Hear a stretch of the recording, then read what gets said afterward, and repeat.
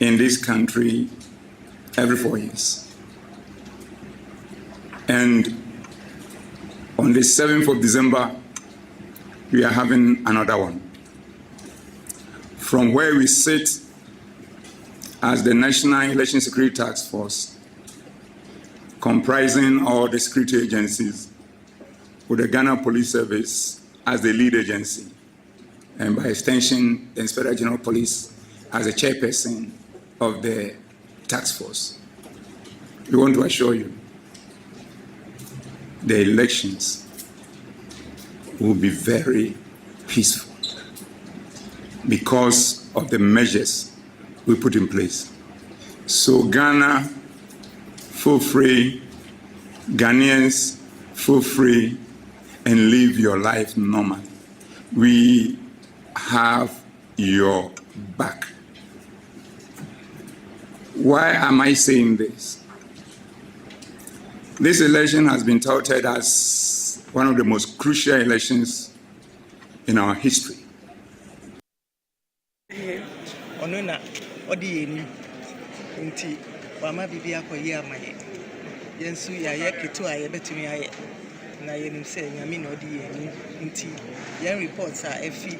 Polling stations in our constituency centers na chese nyame aye ye wama bibia si ye obi aba out a oba be vote equipment nso ye adwuma fine any personnel a ya training musu omo ye omo adwuma ni ye nti nyame aduma bibia koso ye nyame a wa start no ono be ye sene a wa start na amaye no Sahana Obemana Kosuyewo, all the 41, almost 40,000 plus polling stations in 9 collation centers, or region, or constituency, or national, or no how they are starting, or no one or the baby, or Abafokana Sente, Bible Nikana Sente.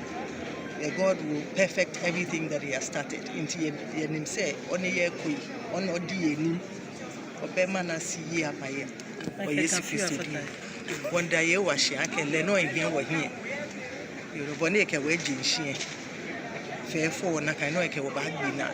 Fair 4 years to Christ bad. Yatnasi commission, Yatnasi Adwenkyere accreditation. In Kanuna, different accreditation for polling station. Uber constituency is a different accreditation.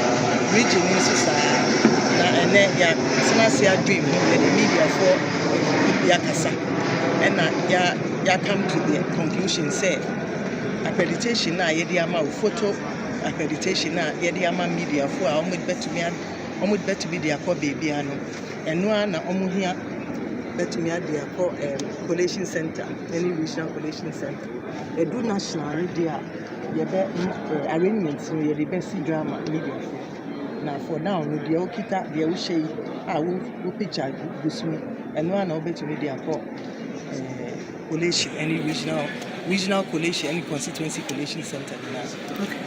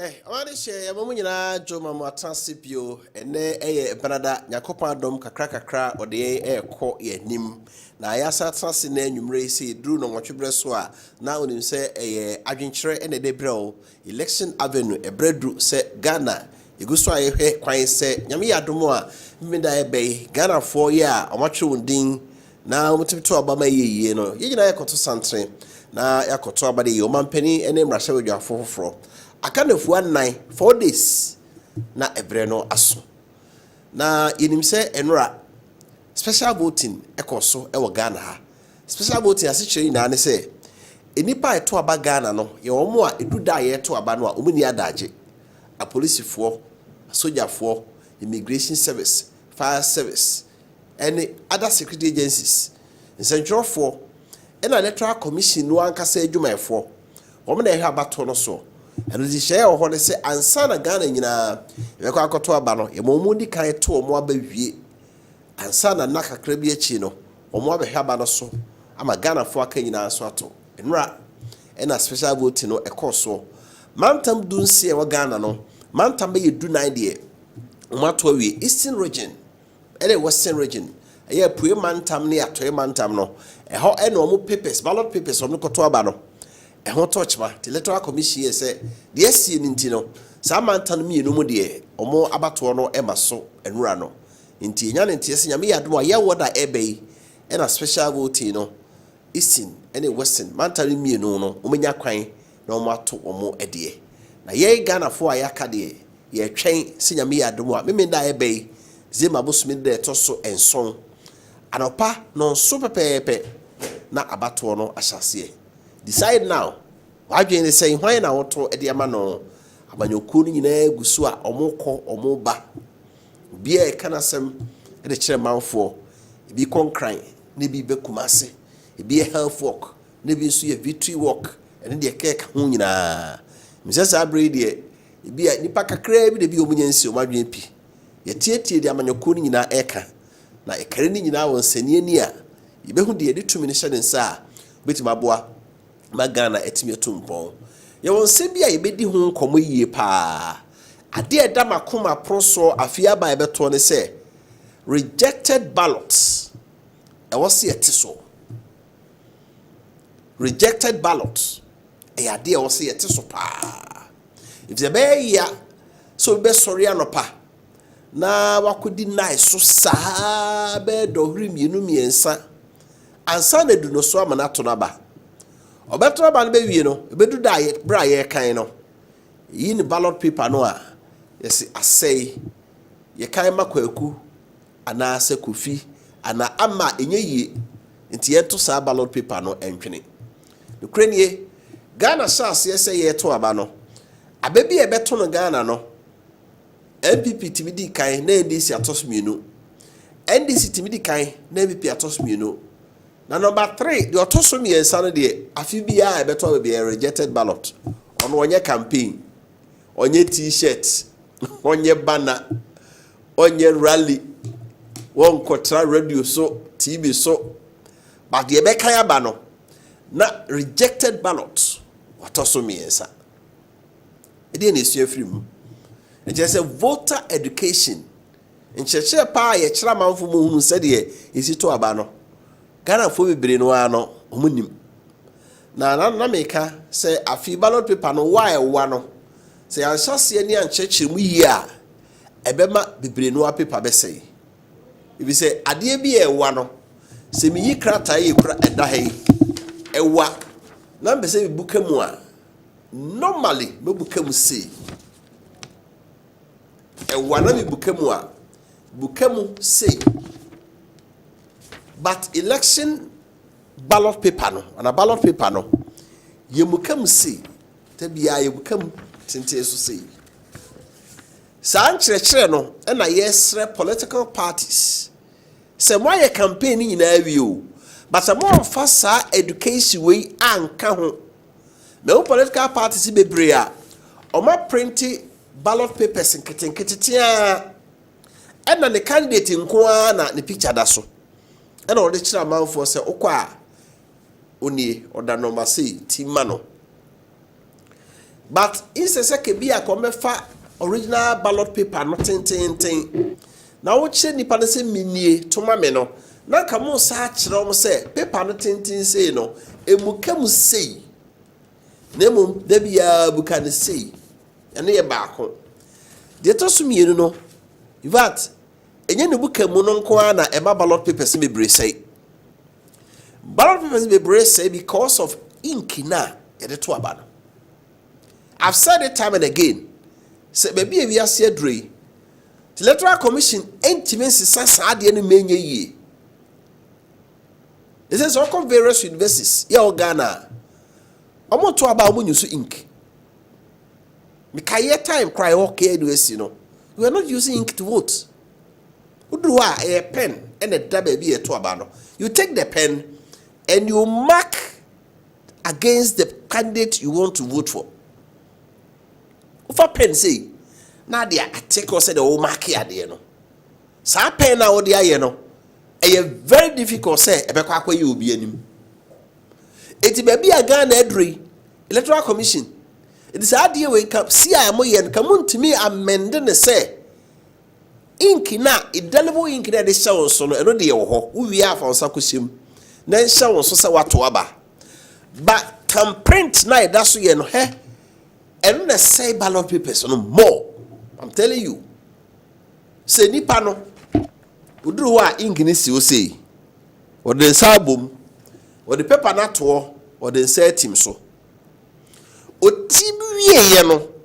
Or the sad ne sanwa inki woso no na asom. Ena ode bobo. It was the nsa sa koso baby. No the bukamu pe baby or the nsa so ye no na inki na ye ho. I for kase we are people will say me so enyo bia no duru obekai so obepa nsa enyo bia na bekai. It's not everybody who remember say me team we are me pepa me nsa ansa na mabuka paper no obo team we ya no opentema nipa na oto ama no hia no no wasa ofa so team onfinfin so team soro so team ase a o team we ya na no de nsa we na safa da bi o de nsa be sie buka mu no na sa ko team obi anim and the paper is rejected. The Electoral Commission, these are one of the forms are Mijiri se aka ye or somewhere ewa bato ho. It's high time we change the thumbprint. Ye kokromotina editim no. Mijiri se braso say yensisa no. Let us use a pen. With the pen at the ho. Uduwa now upa circle, upa market. Nipa kro ye bia be so the pen na marking nipa nanim. And there's no way a pen now the marking nipa nanim no. E be kwa akwa ye obi anim. Upa abubo no say pen. Se nyasa pen na e flow to a. What the try dia sisi a awo. Say it me change is hard and use pen instead of thumb printer. Can that rejected ballot no? Even to me at so. It will not go completely there, but ka ahweya ka rejected ballot be nyano very negligible. But that's idea we obian ka hosem isi ay reforms be brave. Abay start here to 1992. Na ye opaque ballot box ye dua na abobo. Ti said the dustbin ya abobo no dua. Ena omote abonten sei uduru ho a na ya hwe odin wom no ya te ama ho. Ye tema wi a ukodem eho na ballot box nsie. Now the crata no bia the person otoma no wetim so na de atum wo dem o ade ye se empese obi abehu de otoma no nti me ko dem ho no se bo ballot papers bi shemboto mu a we do a na ma yi de aka de metim no ho makoja egum. After 1992 and a reform by said David ballot box na ye de si dem na mo a ye fa mesi abonten afi ballot box no na ye opaque etu omo osum unhunu.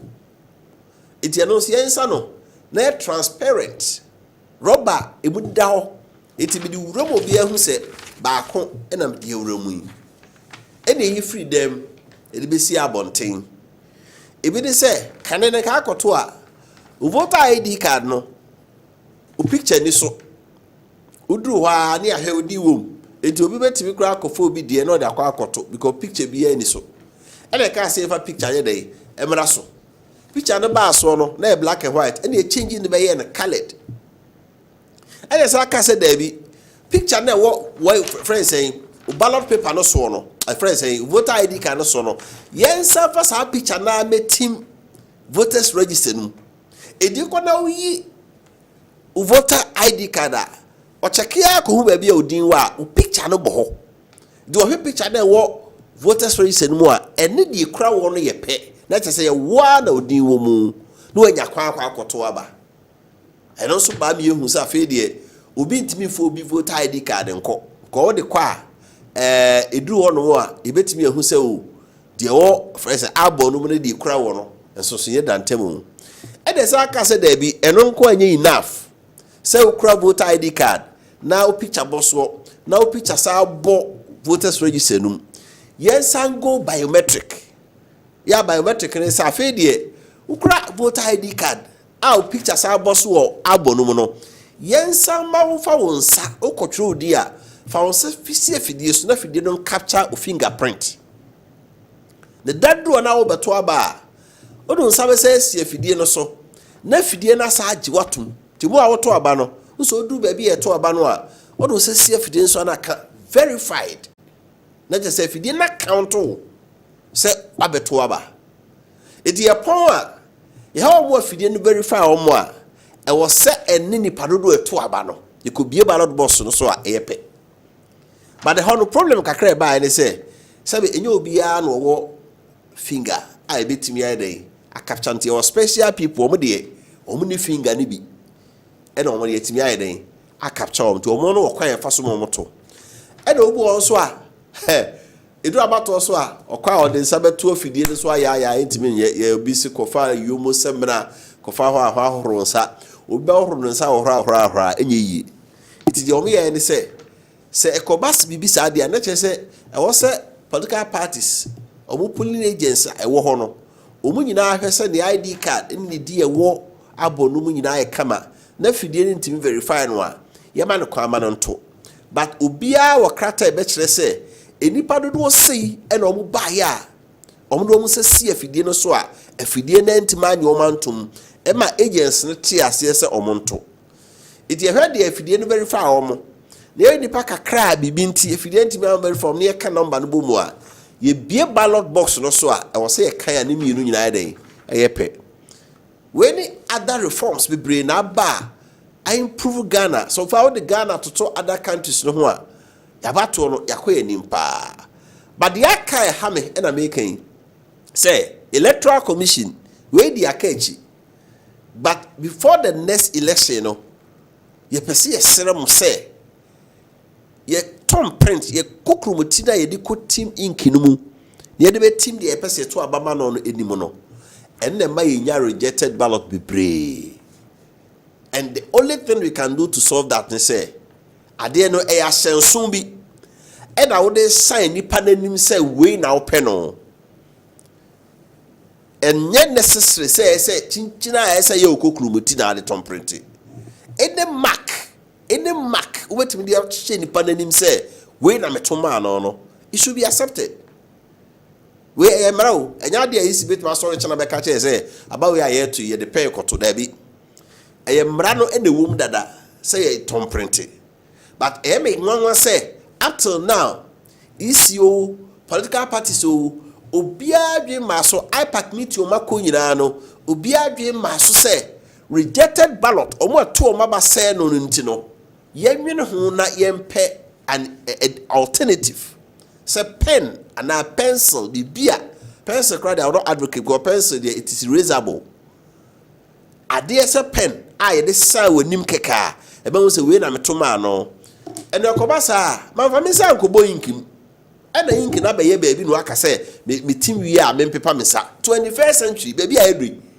21st century ye to aba this odu audi say team ehim no dey team so na we are the ade paper wonsa ansa na wakwa full paper no come on electoral commission political parties say mo adwen ma we so a I'm telling you tonight said this is one thing you have failed Ghanaians if the nipa ekoto aba no a omo to say no it should be a source of concern there was I dey here nyina because ye ni abre say ba we be wie pa na obo say gum why campaign ala ye campaign, cheddar ye campaign, akpalua ye we are in a campaign.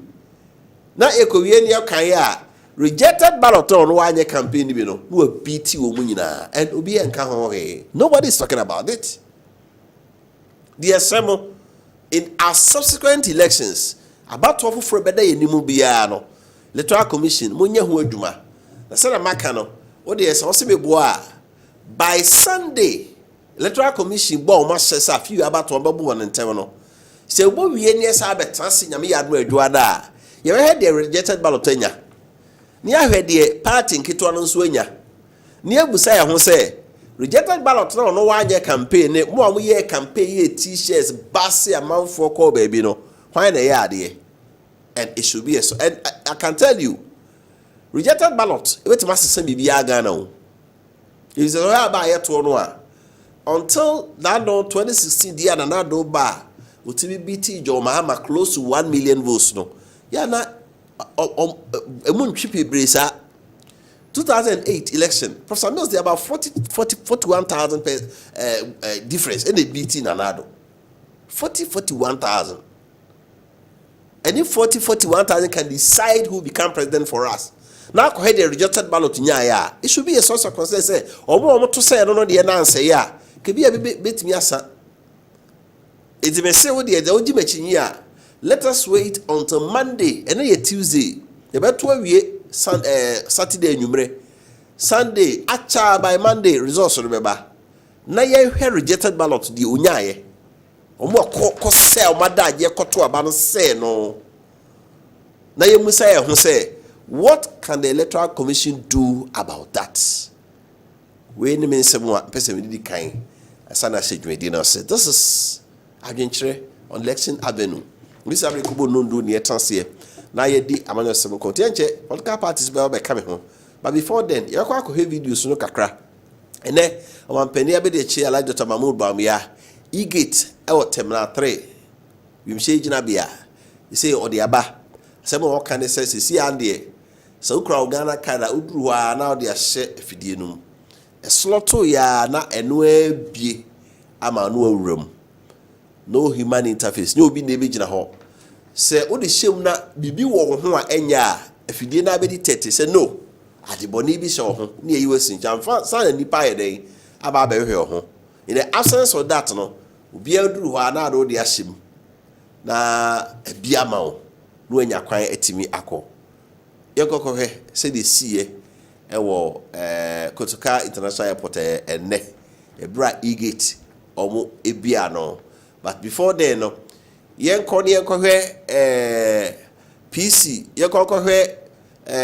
IGP, or the security agency ni share no.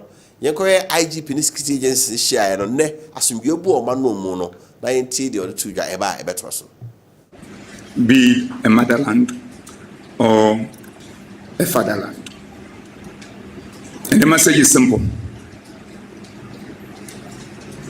We've been having elections in this country every 4 years. And on the 7th of December, we are having another one.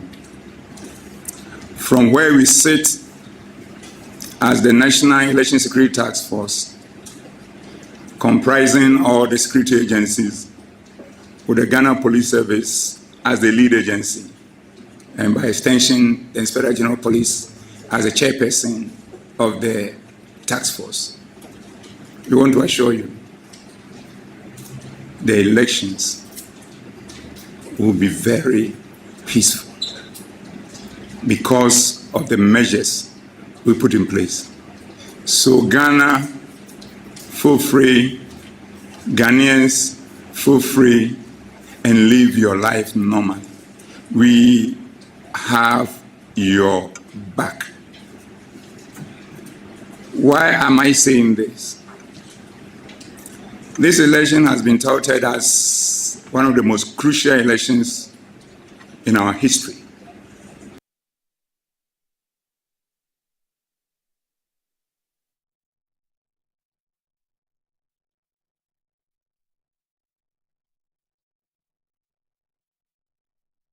Tukufie menshia ene yakro And then one penada John Dramani Mahama so ever chair Santimura or ne abajafo din komo. I ain't in Samoa. Penada Mahamadi Tuane a futu soa open so edemano. Be a friend of fake. Nana it will be a friend of fake news. Intimidate a barefoot computer. And maybe be a bit of because a only. I'm not playing sorry, I'm a back on our phone. So I had a picture at Tariho. And I almost can send almost a family and almost the computer. So I can and send me anymore. Also, the seat of government in the movie. Our more department or what Omejumani says are fake news. No, Omode Atuja. And pay me sorry, Nanao Krami, so become Kranza a year. And he may bonfire saying, I mean, found Comra, and pay me sorry. Yes, and Makofa and could I do what teaching my son to a ball and ball or two for a. I say campaign not to submit a calm and trody. Nana way na ebi.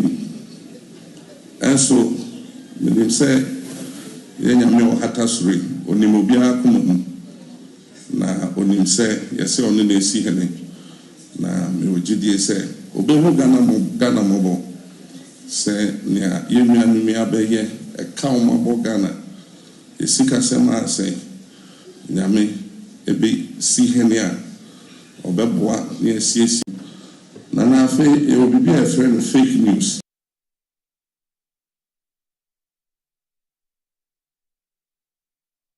Right, when in someone my penada John Dramani Mama comments here on the tuja na santimera take a course also futu out the man on into don so kai. I'm saying, Wofa Kofi Appiah, you can't do mechanism. Monka on Macabia chend. I'm saying, Wofa Kofi Appiah, you can't do a few barbarians so catch a Ghana for the NTS.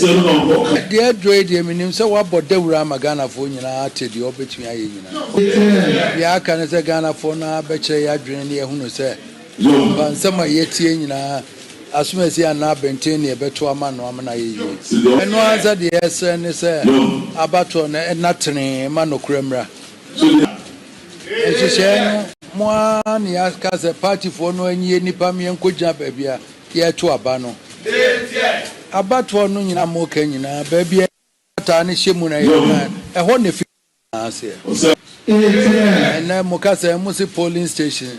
Krata na akowura mu no ye kan no eno ne ye ka bomo ayedi hu se obedi mampanyina na abaye MP ye nyina enya ntia asa enisa ye ntokwa enisa eye bibia obia nhwedin ye de tum ne ye kan wo agentine wasan we wasan eno a ne ye de be kosoro akoduro soro ho ne aka sa na se nipa bia anye adwen se ye be ye wenche bia me je se nyame be kire de opeso odi hine wo Ghana member nyame ensu hine na wa ka so de okata pa ne wa ho de be si hina enkoye de won de me ka kire no a se de aka bia to aso na cheche mu ye ma Ghana fo hu no na me kan se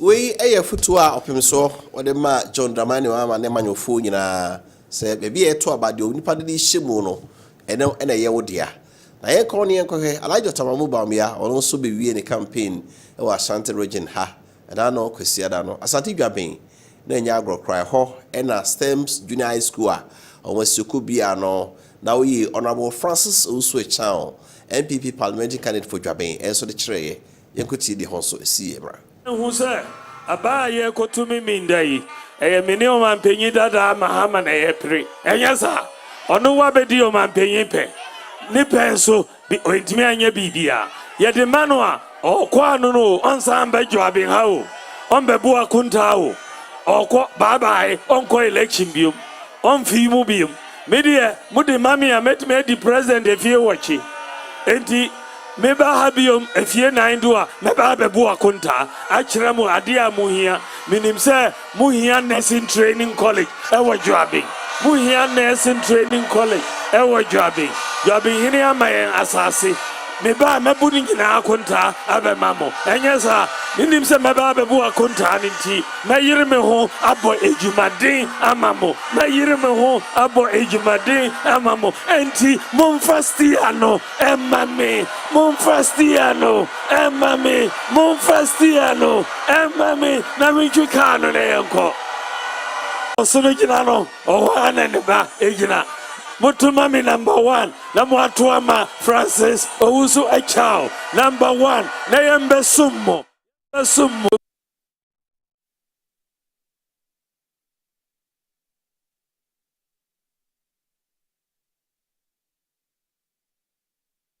Campaign said your coin tea, and then my air coswa, but I mean, cow say the Ghana memoratiano. Ya wada anajo. Na fede campaigning na abawie 24 hours to the election nobody campaigns the ade chief yada on tise party bia also to radio so now we there be we enti ene bra anadwe ochiuku ya wo na ewie na me adomo a NDC for be on final rally MPP so be on final rally by ya wada no na ewie na fede what is written is written. The Ubia Sotona Banocono. A Brenda Essi. Ya Ubia intimacy be bio, and my NE. T. No. I didn't share no Fabri. Test line is 0551 599 933. 0551 599 933. Meaning the Kofi Appiah. Sarah so Erabuja for an almost boom chidom and the Diabra queer PC as I ready and Malam Yaya. Na me pana members no.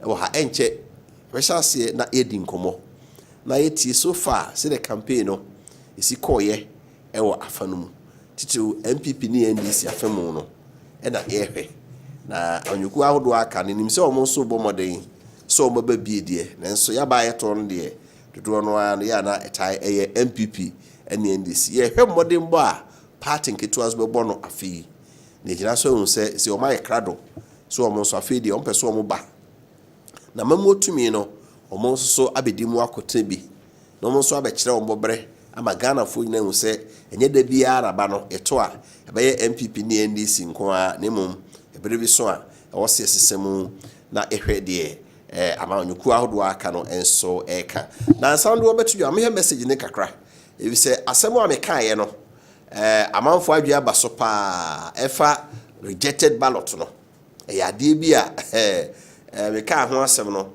amount for Adwenkyere abaso ya dey order da but ya na say enkoyi so more friend no we are taking messages any call. Good evening, Wofa Kofi. I agree with you. It is mind-boggling the number of rejected ballots every election year. But why did you wait till this late before coming out with this unique idea? Okay, we're from Phobia Obuasi Tutuka. I say John Mahama should stop campaigning because we are tired of him and the NDC party as well. I only hope it's Dr. Baumia and nothing else. Okay, we so the hour they buy and so I don't know. This one is also coming from Nimako Dexon Asante Achim. Good evening, Wofa. I agree perfectly with you. The use of pen to tick against one preferred candidate will go a long way to reduce the number of ballots that get spoiled. Wofa Kofi, my question is, what about those who are illiterate and cannot use the pen to make mark or tick? And how do we know nyabing? Obi illiterate here, the pen man say Ohen can no one sign anymore. Do you even sign? But ultimately the cockroach with team me. How do you know nyabing? A show more Obi abit me aye. How do you know nyabing cry? Anyway, well, good morning. Okay, say good evening. The NDC have started the game is today. Manebo Ama today. So ye carry rejected ballot on wasem. And now who be can. So now do Adwenkyere aba na yakai. And obetimi aboye pa na message that can dey at appropriate time. Ebe kan enso e dey amamo. But ya for no mu di dwuma no ebi abedru ebi so nya medru yi. Na jei e wo ha. Was national communication director for NPP Friends of Baumia. National Communication Director, Sansia Communication Team Member MPP, Ewa Santimante Moha, Saransuna Moro Yakubu, Star Friends Moro, or Communication Team Member Edema ND Samanyukuno, or Super Baba Kanho, na eti de Omo Enso Eka. Nana, Akwaba. Yeah, Joseph. Hey, na say the campaigning na do nose mask nose mask MPP nose mask in abem. I see. Oh, say ade ba kwa woman no say. NPP colors no. FAE. O share symbol no so a osono. Nti aya mo ka say osono echi aboa bi ayede. Eniho. Nti yembibia nti ene ye won say o de eye MPP afade bia si kromo a me no ka say enso che so te say ipa fi epie eba in numbers ebeje eye MPP eye afade bia nti who knows mask here the ten is MPP aye BBAB so te say because the issue is I was say magana fo nyina ehunu say ampa the New Patriotic Party wa badwuma na sese dey yetwa ayene so aseba mekae no so we been the just ended election 2020 ballot papers are rejected 313,397 ballot papers are almost say no man for to say no ya na enya sem ketwa kra dimunya brepa ye ho adwuma oba meda was nchi ahwefo nyina MPP mba majibre omo ti na fe so omo hwe de tiene say o share last elections the rejected ballots and spoiled ballots na de tiene say a doso cra chain presidential candidate be or no file or call all over the country say okwa pay Ghana for vote they say no doso chain so to say after so o share they say na etumi ma be almost be 10 a year constituencies mob to me be the MP so to say last time I think was it over 200,000 or so 330,000 and they say it is you break him obi o crowd dey be 101 votes and e be eba amra shebedwem and obi hwe obi constituency nso a omo to aba ho ni nyina no no ye be 16,000 e be MP we 9,000 e be NDC chain 8,000 it wo hwe de say na e do so kra chain e de obi kra den e de call parliament nti enem no ka say ya fa to ye ho so ye that education no nti me no ka say chairman of the Wofa Kofi Appiah koka won send fija kwabre south and na no di chairman wo ho nti enem no ka say chairman of the Wofa Kofi Appiah koka afa to ne ho so chini kwabre importem ho ono a print ye ne bi friends and sa screen na the education no wa print bi na odenama or yes educational ama the good people of Ghana sentimentum and the MPP send your man phone by den e be hwe no mato abane ye den eyi aye den e de ama MPP because o hwe de say na say na bebre fi mantem ha so to say bebre fi mantem ha no mean say enyom abane nyina na ka be ko MPP favor so to say nti e wo say hwe na e kirekire wo mu na omoto abane ye because 2024 elections na very crucial elections. And the New Patriotic Party, we hear Ubia votes. Say Ubia to Abanede, and from Dr. Alhaji Mahmoud Bawumia. Because Onon Kwane Ghana need as well. It's yam pese Ubi Ebeko say a naba. Intende Dr. Bawumia baby onambiano, onosu eye enchrechere. Afin so the running mate, Dr. Matthew Poku Prempe, onosu baby onambiano, onosu eye enchrechere.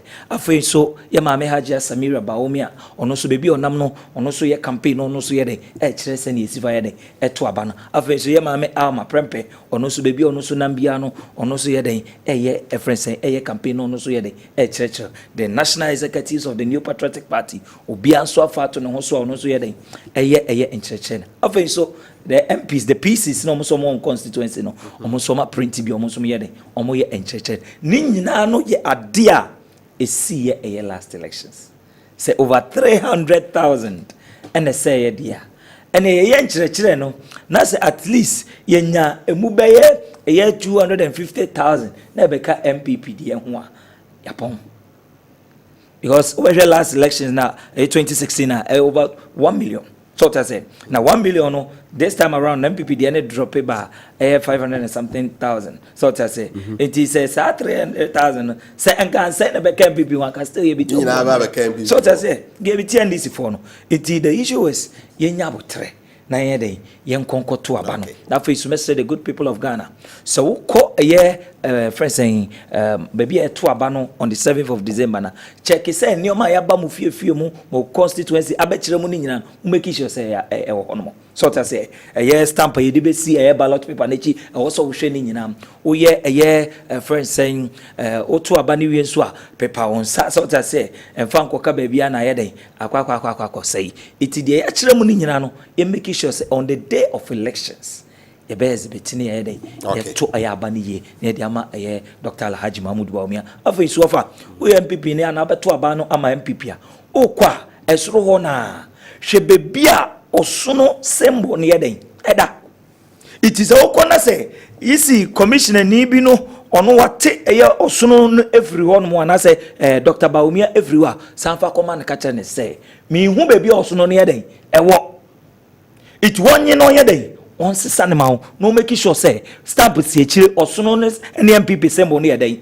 eda hono okay me that say suro ho na yede obehwe na wato aba na ma Dr. Bawumia communication director Edema Friends of Bawumia and the communication team member for the MPP. I mean can say there's a difference between spoiled ballots and rejected ballots. We nyina ma vonim paper na obi ko team ya inkini bi ko kan baby na yanka hono eno ye rejected ballot base bia ye tipe panema osefa koto aba no na bia wote no why mistake bia akote picture said na neje ken ebi obi picture akote afirim ana se bia ye de paper no ma wo kura bi kura na ayi na akire serial number stamp no kura yi stamp na di si akire no ya fa bia ensi akire a eno no ye fa nka ho de asaya eno no enka ho saa no a spoiled ballot. The rejected ballot no ne de ukotim ya ink ni bi ko ka baby na eno nti ye hu ni pakra auto ma no eno na ye rejected but the paper na nimu se bi ate ya stamp achi na de ye mfa nka ho eno no ye spoiled ballot and a rejected ne de utim but anye clear ink ni bi yakoka baby yetimi mfa ma anabi ti rejected. That is the difference between the two. Saworo akwaba ofa mejoso na wo ye de ofa ni yegu ani se penifo kan no nyame ade yankwa ache e frosoro hasi enya hoden de ana ese adumara kwa nya ne kwa de kankan no kwa de ne de o se jama t-shirts and asantiman for that matter shanty reading here and san no makwa akoto aba e fekeke ne ade no nko no over na anim asem we no asem a enya kwa ade nko ana e kan ka wasem ya bisa question sese mi a ode me be emphasis ne enya mpuntu e no mo de to aba ma MPP oboa ti se me ba ofa me ba se onu so atete onu kra bi ntime ba se me yi na no o sa kwa no because me ya mu she ofa se asantiman di omaya ma MPP na t-shirts a efe MPP t-shirts a efe na po kana so kana sa na de be asantiman ne tifo nyina etio na ofa ma menchia ona menchia tifo ne ahwefo ma gibre etie amja His Excellency John Dramani Mahama o asantiman mu ha ofa asantiman and for that matter Ashanti region enim Nepal, His Excellency John Dramani Mahama, Ayema Wono. And that is the reason why na no work no na crew eniwa ewa hasi beda wono mo a omose omoda age titiru. And this for wonom ejai bibie mo, and of course of an year a year and Kikawa Sadi women say we decided say outside Greater Kumasi Fabas and Kobas will be so the FHA Greater Kumasi, and for that matter majority of them were from Greater Kumasi. And the numbers that I saw, I'm telling you, say, South of Republic, Yenebida, Yeda Santimas, and for that matter, more appreciating President Mahama, I am more. Offer, I drew him, I was a mention. In fact, the Okan is President Mahama no Mujidi because for the 3 years, penny see Kumasi KGT, and then 2 was 7-8 years. I buy on motor Obama in Timini. That's that. Offer now. When him say, amongst all the presidential candidates and flag bearers, it is only His Excellency John Dramani Mahama and was saying Adaje and we use one ballot and I watch require a faso to about fameboa the country mizameboa. The Equaji Canada a demo asem ye see or yerene uknun temude sebe me muri akubu amiti me mpese meti nti se politics ye so mo ye campaign ti mo ye na mo ye dia mo nyema dodo na enhumu because mo kase gu freme mo a ekọ echofa fidikasi ya tisui ekọ achiri pa o ma me nchia me ma me ofa unim se me ma me wa tie wa fitifida da bi mu o kai fan club bi ni ade ne ho krode ba ha ma me nchia no wo hwe na tambia wo hwe na wakai o nti eye ade a ofa ha adwen me kai say President Mills of blessed memory Ebra, your friend is a winning elections. That was 2008, right? You call second round. You know, and me and tentam, and you see uncle time. You could do time. You two buy a can be able near the 21,000 you win. Of it, you are 21,000. 21,000 elections, no. 41, sorry. Almost 40,000 plus. 41, yeah. And we need elections, no. Now we are 300,000 years more can was a man, no president Akufo-Addo do win elections. Are you sure? Yes. Mm-hmm. Yes. Your mama the day 300,000 win in 2012. I stand to be corrected. But almost 1 million. And 2020 or the 500,000. 2020. Let us take 500,000 as the accurate number. Offer very close to 300,000. The Ayobia Sudi, including a buyer what is what when you cry NCCE. National Commission for Civic Education. Offer. Kweje oma buying a waso. Say spoiled ballots na be national kanka because a boy ka. Rejected ballots. A boy ka.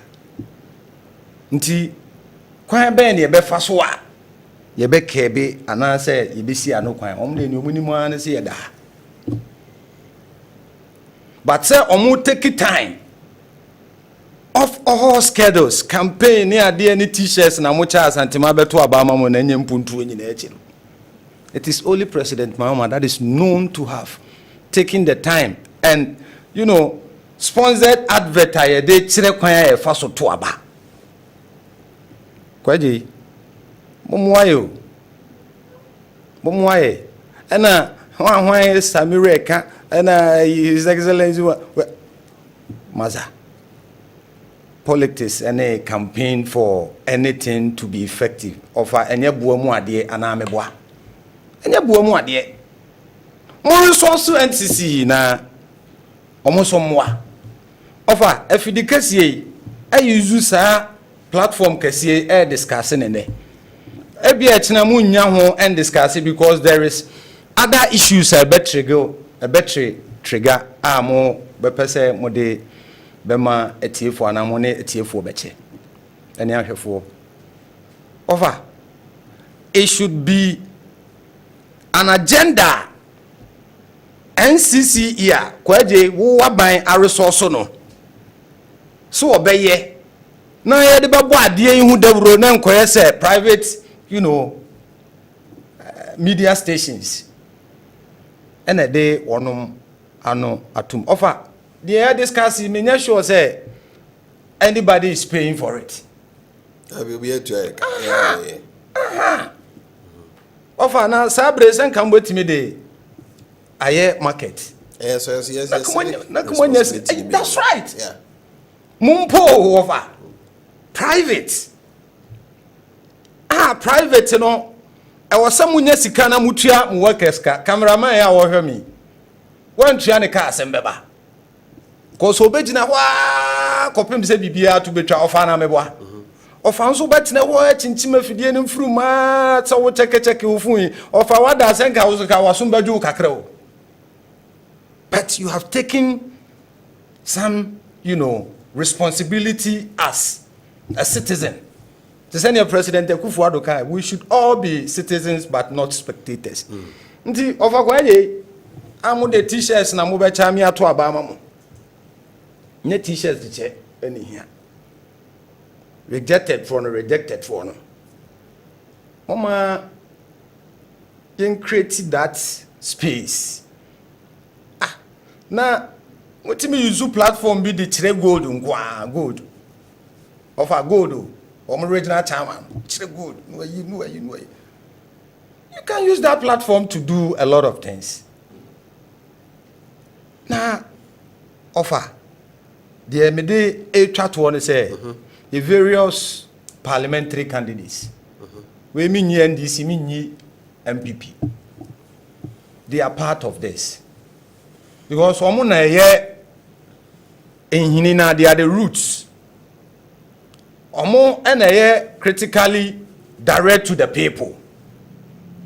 Because the flag bearer of the NDC, His Excellency John Dramani Mahama, will always be a visitor at every constituency. The same thing like Alhaji Mahmoud Bawumia. Omunina one constituency no mufriana meboa. Yeah. Eti wo na wo sa constituency no. Asudie da oso. Okay. Esen. Medase. Onia or national or visiting and so on and so forth. Nti enyina no should, find a way to send a President Mahama ya wa send ada just say ni sika sponsor advert or de kire se ni situ abana yetimi esisa de no anu kwan. Medase. Right. Afi yemo ransem no mo. We just have about 4 days to election. Obi e kana se nana ade ensem na mo aka kire Ghana fo a eno ntumo ji se ato Ghana fo asum de obeto abama mo na breaking the 8 no abem yo Wofa meda wase na wonim etra menu yi ebetena ha wodie baako enenene se Dr. Matthew Poku Prempe o se Dr. Napo se ai asantemai de empempuntu t-shirt ni epe Centro no ukochietie sa mo boys no ewo ta social media no so on this big platform enkeka sansem because so tie the Dr. Matthew Poku Prempe kaina enka o metina ha megu ho ani mo ase and this should be your first and last warning enkoka biom o ba biom because kada bia ugu ani mo ase because o kan metina aka tese ngu ani mo ase so to say because Dr. Napo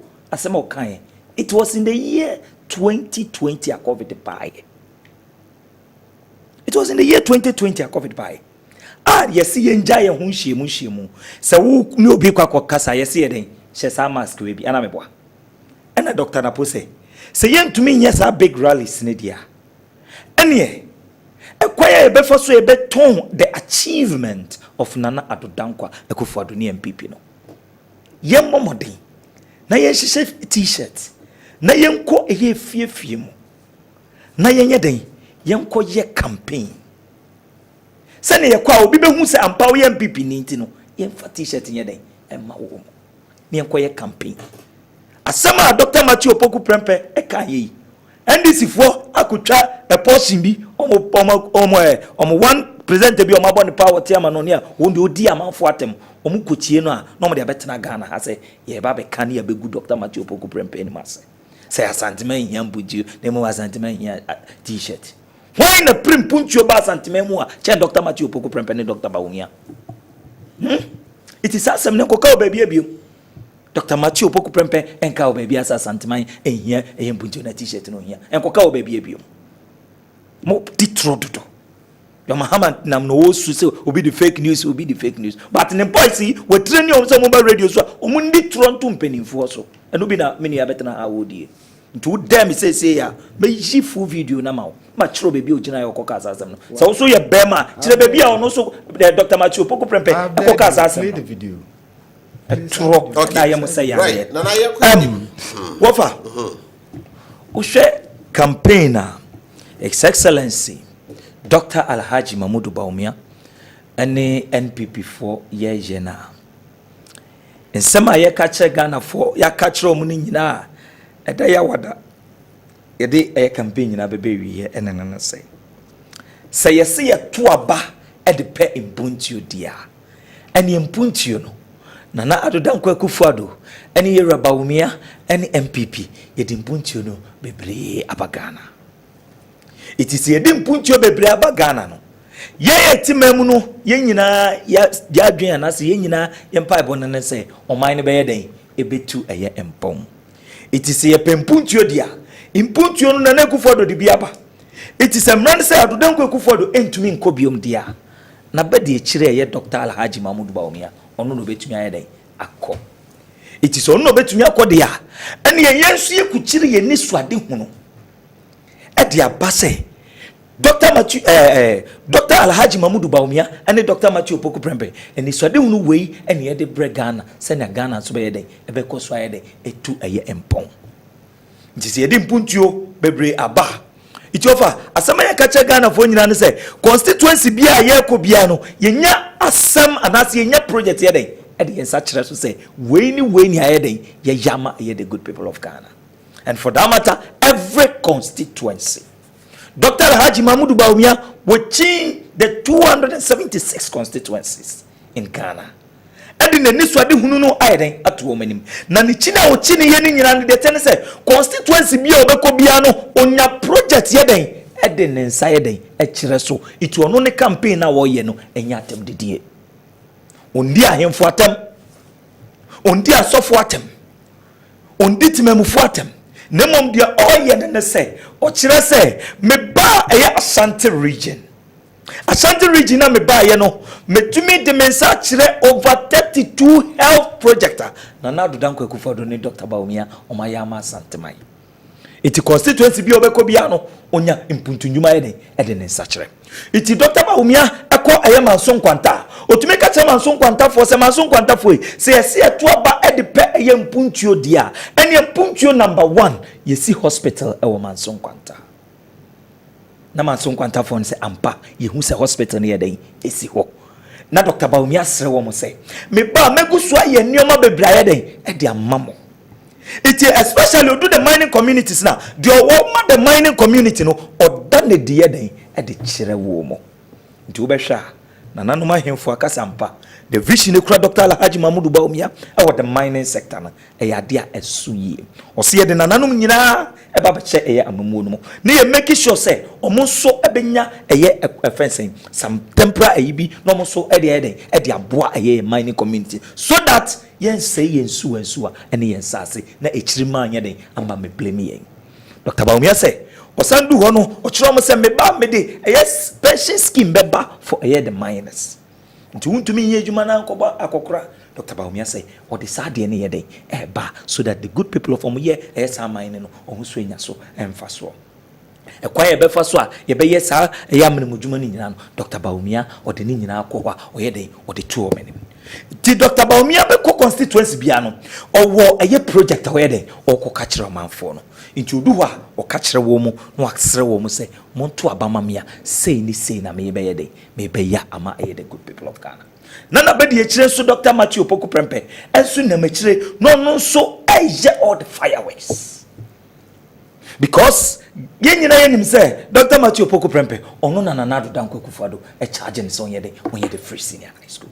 It's Dr. Naposo enam oni the business community ni hia oni eye efre say adwomfoma oni obia enso ye de e hia ono so ye na ne campaign e de boa eye ni wura Dr. Mamudu Bawumia. Iti asema ye culture Ghana fo ni nan say ye tu aba e di pempuntuo dia eni empuntuo no Nana Danko Akufo-Addo e di bebre aba.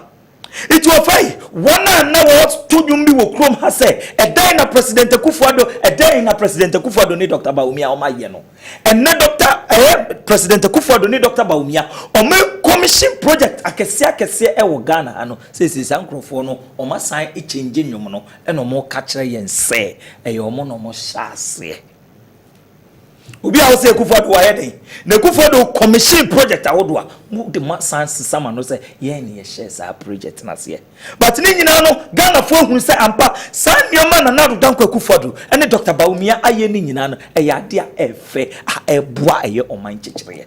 It is an Nana Danko Akufo-Addo entumi nkobiom na say odi one ne ye no na betumi akobim dia ene ye kone yakoto aba na ye den e de ama Dr. Alhaji Mamudu Bawumia. So that on na be the Dr. Napo omusu betumi aye den aye eye enioma bebre ye den e de ama aye the good people of Ghana. It na me no kasei ukwa Ghana fo asema mo ka kire ne say MPP echimodi yenim say mo na mo ba mutumi ye hyehyeye ma obi a wote ekura bia sinya so mfaso it ye kwaye no Ghana fo agyen feso asema mo kan say femodi on the day of the elections no you be renew the mandate of the New Patriotic Party. Because ye hunu say mo ba ye no anye bia mpo no na ye den fie da esumu infie nan Ghana for say anye bia no ye hu say mo yi sa ye sum na ye den sa problem na ye den efri hono Ghana for say anye bia ye hu say ye mabunu na bebre na atifie Ghana for say mo hunu na Nana Danko Akufo-Addo as we speak we create over 2.1 million jobs, over 2.1 million jobs for the good people of Ghana. Ghana for say hunu ye emna nurses for year school from 2012 to 2016. Ghana for who say na Nana Akufo-Addo ni Dr. Bawumia ba ye no o ma ba be yi sa situation na ye den every hono. It is the good people of Ghana GMPP so all in the name of say o me hunu ma kesia aye Dr. Bawumia ni Nana Akufo-Addo aye de ayama Ghana. Na for so o me Ghana for ehu the difference between the NPP and the NDC. The Ghana for hunu ne say leaders omudi eye MPP enim no omundidi atem leaders omudi MPP enim no say wo kire wa sam penifo ne nka nkire so omu ye dwanfu no omu nsuro sekan Ghana for hunu say say leaders omudi MPP enim no omu hunu ne say Ghana for kasa say ye ho kire yen ya say leaders mienu e Dr. Bawumia ne Nana Akufo-Addo no omu meka nkire wo say mo pe kasa toto. That's it. It is the good people of Ghana. Omaso ye campaign mo, omaso ye message ni mo, na omachire say on the 7th of December, omobeto abana ama Dr. Alhaji Mamudu Bawumia and all NPP a parliamentary candidate. So that's Dr. Bawumia a na memu no e be smoother when you bia ye den mm. That's it. Nana J ubia benya 10 minutes. Now I in the preliminary so me interrupt ubia. That the cover second round na mo mense back we no sir. Tomorrow over my message which one is doing the trick? Sure. Over meda wasibio ni akwanya ode amame. Amen chairman ya Penny Kamara, chief executive of Namoro FC. Kaneno na a squad deportivo or shemi or he nyina of mamen kanesa. Otahaso share program yi pa be obiano mechiano amenchiana na afia nso obo adwuma NDC nso ono so ehwe watia me na so se wore over ayi otrufo se be dance ni o agrotire no a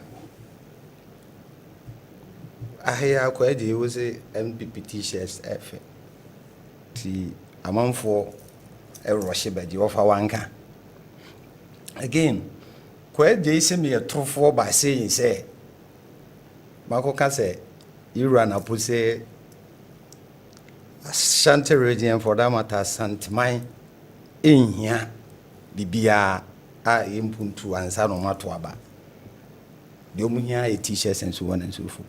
We no sabe chire mu sai drew COVID 2020 and I was say si yentimi nkoye campaign dia and ye yemfa t-shirts more because your t-shirts no airfare of it asem you. But even during COVID of any campaign, what is the essence of campaign? So mo na wa ben mo fa anameboa. So ma ye bibia eya omontina fie na Ghana fo ye hu a ye be hu so ma ye nti e beto amom ana wo fa meboa. Yet during COVID na mo ye campaign. The essence of campaign is say ubu Ghana fo de wa ye ene ne wo ba wo betimi aye ana wo fa meboa. T-shirts ekasa. Ndi se ubu Asante region and for that matter wo abetra ha say I was okay. Dey na kire se be yetofo. Na podi otimi ka bi ni mo kwa me nkroma kra mo ngofa ne mra kra waka na we kwaje say ushia class 1 for na udi wo ya to mu treso because everybody the all share ye nebia nim se na posebe yenko yenim me the hosi festival me yenko Alhaji Mahmood Baomi yi no so be saba till let us go to ye be ko Alhaji Mahmood Baomi yi no okodwato asa ogusu kodwato oro yenko yenim mo campaign die na to amanfo so ti omoto abamo unim Ghana for ashe President Mahama 4 years of a wuti assemni. Your side election way between President Mahama and Alhaji Mahmood Baomi as head of the economic management team. No doubt about it. Ubi anka ho yo mumienu. Na yemfo mumienu ntunse ne ani of a yadru akono. Nti ba bia yadru no ye final decision. And of course, I was see who the ekwa choose no based on the electorate no ati every year no over President Mahama what the limit and to Ashanti region saw the need say oba santime mu hasia dwadie edi akotene wa adwuma nyina mu ofa me boa de ka kire me me boa me ofa no so ye wo santime mu ha ye santini se ne ye wo me hei ofa enu nti wodwene ho se mesi kumasi kejetia 4 years o odwene ho se asonase market mesi odwene ho se tafo market mesi atonsu market mesi wankase mesi osiwie ofa na nye edwano nko edwomfo ni ntie me ye apart from say o provide market edi amadwadifo ye ma menom dwadifo no na ne eto aso ye the friend Women's Development Bank ye madia e ma ne be manage so say bodwa ene ya ye kase in fact wontimi nkwaje besian free bank wa bra wo beda wontimi na ehun si ho no ye twetwamene ye friend wo besian President Mahama so oba sa Women's Development Bank no edwadie ntina o si sa market si enana poya wo si emprezini ne hwena no manhia ha sei wo so waye dey mpuntuo be no operate ba santeman ono ane hwena no profro market akawirem ti asem na mo ka kire wo say development President Akufo-Addo ba ye ena obebiebie enema no commission dey offer 4 interchanges 5 mpo ena mo promise ye kwaje ademosines poso mo be kukuru di aba besi wana aka just 4 days to 3 over 3 days sa interchange no President Akufo-Addo by one commission ba akokra won wani ma camera no show TV so de mo dia ya santeman oh wofa na nya ni wu so oba promise ya santeman 5 interchanges so by one kamu bia eti President Mahama say oba sa the Women's Development Bank no what they ba emema so anya so mfa so ma woje besia right from 100 cedis to 4,000 Ghana cedis en kanisika 1 million kosi 40 million woje ansi hu bia ni ho no tua no kakra offer kwaje kasa na NDC to abama omo a ombo mbetwa free SHS mo fa ye ba be ye ni ye ye ba be ye free SHS ni ye yen ye started the friend free day school ye run apo ba ye wo sisu dua san ye hyase wofa yen any ye see in blocks to accommodate omo be ko free SHS and then a DNA awofo omo dadwene pa double track President Mahama so oba obey include private schools and where you omo free SHS ni mu a man kwada metena fie 3 months no omo kwatena school just 5 weeks over na ye be make sure said ye why ye bi da no ka so obey a woje hu achi ni enye say it me start 123 e blocks. Now see it me 48 of them according to Napo as education minister. Just 4 years. Now my bania can want me and yeah, bass 4 years and then so ye besa ye bia kan ye be make sure say double track ni be ye free ho.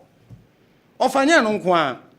One more every school a omo pento aso akọ university dia a ha adwin omu pa eye sika ni animu no admission fee no.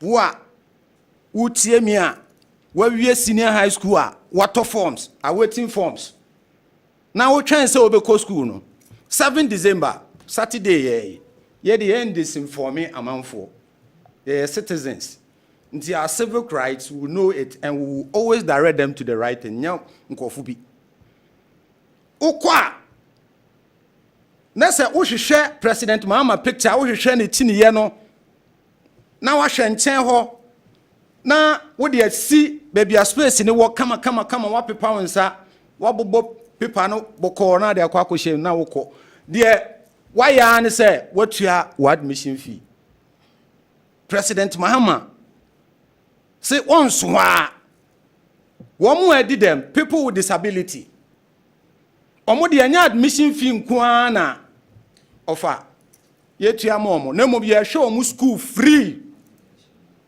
kosi se ombewi offer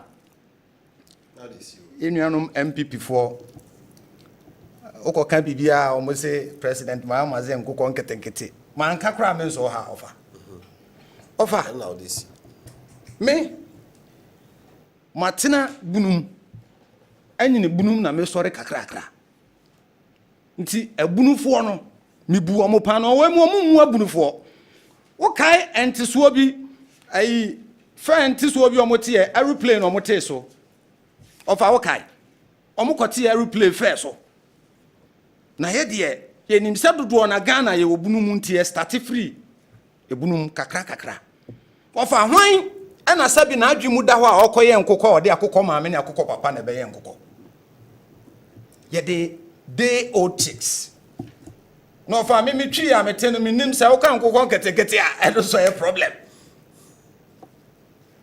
eti President Mahama say mi moro Yakubu a me pesa me ye nkokọ na me ni hu akade ni beti say ebuo ne me de babubobuo de me de be fidi nkokọ no de nkokọ no yare a metimi ama o ma be hwe veterinary services ye be ma o sa amwa na kopim 6 months nkokọ no be start ato afi de na butua ne kakra grazie ofa wey ena so Ghana fo ani and of course yen NDC fo de bia ye say ye ba ma hiafo because hiafo so nya sika na economy ne koyi ana meboa sika be ba ye nyina ye boto eti the numbers you saw of family see the numbers you saw at their stronghold kwaje mo da omo na okay po bribri abom grazie seboro po bribri na abom no seboro me da just about 20 minutes after 9 no nkra ba pa ho sima aduo no ewo twemede eso election avenue on Adwenkyere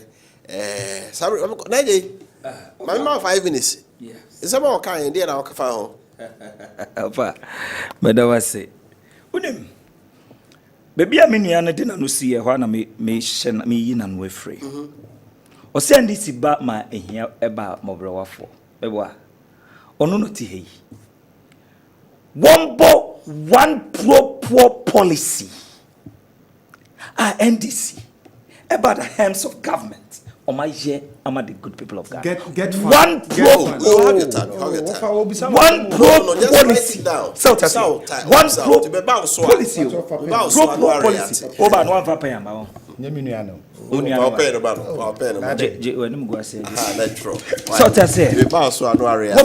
One pro policy. And this yama a here for more brower for Omunina in your sofa. One ekumi. So, Osio free senior high school and this in Abano Ababayan ye. Unemuhua Ekausre Anyade am pro.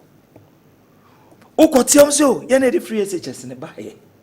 Namusa Namokana, I am winning woman. Because Seka winning woman and count in the Kessben so and the former president Moncasamonam the free senior high school in the Baye. A trone na dan bi enu bi eni o iti hu na de baya kire yen kuro ko am ye free senior high school no so ta say kire yen kuro ye free senior high school no na wo tia ndi si no ka cho say ye be ye free SHS ye be ye free SHS ya no wo bisa ne say wo be ye ni yi akwakusi sen because papa na odi wanim na wo so opese obedi mampani biom no jo mahama na ka cha yen say nyanse nim se ye de free senior high school ne bai. Mahama say it is unwise to implement free SHS at all costs. It is a nyase nimsi the free senior high school beba. Na se nana rudan kwa kufuado e di aba ne Dr. Baumi omo di aba say nyansa wo mu ana. Nyansa wo. Enya Jo Mahama na kacha en say free SHS ni ebegu se wo se na de ba ya. E dan na Jo Mahama kacha en say la free SHS ne ebegu. Is this not Jo Mahama who said it? Na yeda na wo se wo na de ba ye wo san kata ye say begu anya Jo Mahama na kata ye say ono 2 billion on fan hwem frasuku anya Jo Mahama Ghana for mesrem mamu ma ye nye mistake because Jo Mahama yi wakata ye say innuane afie SHS mo fra ni di no ne nkraman kura enni sa nnuane no Jo Mahama ne num kasa no and we so koto abama free SHS no Ghana for me say ya nhwe yie ne yakọ boy hu musuo to abama Jo Mahama ibesu ye ni so wo krom ha ibesu ye ni so wo krom ha afen so wote send this ni ka banga gina yie so wote send this for omo nama omo running mate enama na me de bang ba edwedi for mun nyina yie so wote send this ka banga na ye bukata na obebu afaso. Because NDC no omo track record the church say omo ka bang asem nyina no omo be defraud the good people of Ghana. Because omo ye be pain any aye den ye hunu. Because omo ma pen so and a microfinance bebre eba krom ha. E bit to me use 2 days na we nya license e wo krom ha. No the ejuma as microfinance. It is what is NDC ni ka bang semwa na o pe we bu afaso. Je reformer omo tie sankrofo we. Na uko tia oma ena yede Women's Development Bank eba wofa aha ya infa edum meboa wofa edum ya na uko Prudential Plaza ho na chi ho no mo a ye wo WW Bank e ho WWB and your friend World Women's Bank e wo chire ya WWB ewe chire heye yo ba omusi omuba ni nyina no den omuba ya omusi ye de bank na eba anaso bank NDC for my and bank enye adwuma okrom hadana it we Ghana ni a and falling victim for this NDC okay, because emri bi ombeka bank no omupe wa ye den ebu afaso because you dey see what God is love you dey see just motos you dey see DKM you dey see microfinance next ade e wokruma it NDC ni ka banga na ope wa ye den ebu afaso. Okay. Samoro. Ofa. Was it mean pro policy ba? Get fund. Now ofa unim ni area who get fund no yet say one more a needy but brilliant student over ti assembly yo. Now poor onye needy but brilliant student no. A benefit from get fund scholarship. One pro policy. When you when you was so say one pro policy of a get fund and one pro policy I will come was it now offer was say World Women's Bank Over World Women's Bank and Okohonwa, Omuma Ulona, interest and Kamwana. Over World Women's Bank and I come as a mepacho a buy bank. Quite they know the difference. I say, Obetina one can you. Wafa se Obet Kai policy beer, a woman manifesto man quite they can or Hasia offer the catch them and bid them time in a but he ended up discussing policy. And then this is for me and young Koji Baomiani. Baomia no also basic Cape Coast Airport Amomo, President Akufo-Addo say Yankare. Baomiani and Kwaje, who you sue 29.9 billion collapse banks and microfinances. Who say NDC focal banks are union. Modi awasanka ye tuko wiemia mebio. Okay, bank ben ye collapse no. Yen time banks are on their needs no. Ya this kaso o ma sen. Mo kan mo say o ma nhwe sika ni ye ofa obi anhwe sika ni ye na so to mra de na so ye ne court na so de ne ko. O ma nfo o ma nko court. Aso twemai wouldn't it serve as a deterrent? Adentin na wo say ugu banks. Microfinances square 300 etikwaje ye masima minuano Ghana enso na wo serve say wo say ukwa asore kwaje na say wo serve Ghana for bank 300 banks bank baku bia fa enipa 1000 nationwide calculate nipa say na lose omoduma and the depositors mo wani nwasem and na ban our band at this Fourth Republic I went to mintu and besia interest was so cry mo ye yi boni krom ha say me bi so enkokrafo o mo ko ma ho me gem over omayo teseme omabo mo kro no awia kro no ama mo former appointee sorry a retiree atrimodenfo mo dia ye ka financial institution na dia ntina Alhaji Mahmoud Bawumia say eba no economy a wono na sebe 2016 oya ade si obi akromwa na odwane free economy bonni o mo di Ghana for a collapse banks and can bet me just that billion aso o masene mo magina yi o ka banks asem kofa say MPP ni bi ka bank asem na Ghana ni bi te ba bia were victim of banks a collapse here o mo lose o madwuma o musika so akwakodim I God co security da be na mbetua omuka mo promise mo so mbetua ha say wo nwa ya afo amense na duro. You don't have any solutions as to the problems I want to see. Dear, why you be paying? Mo de atro betu no so obesa ye biewa. And then you sit there and why am ho anu ma kokoni kone. Oko atifi konum su anu aba na afo aba bebisa. Why am huriye na mo ka na mo huhu. Mo guban so kroma wani nwa so na fidi kase so kase.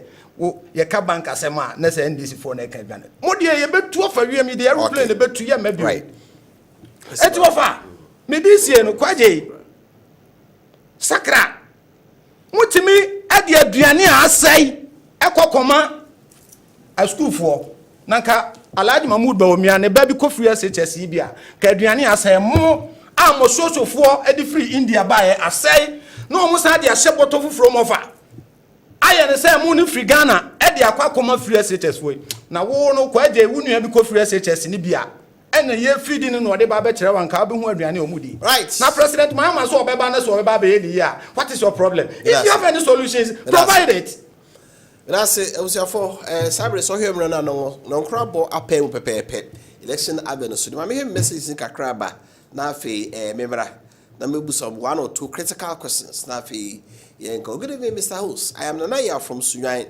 Please, NDC has nothing to offer, just wants power. They have nothing to offer Ghanaians.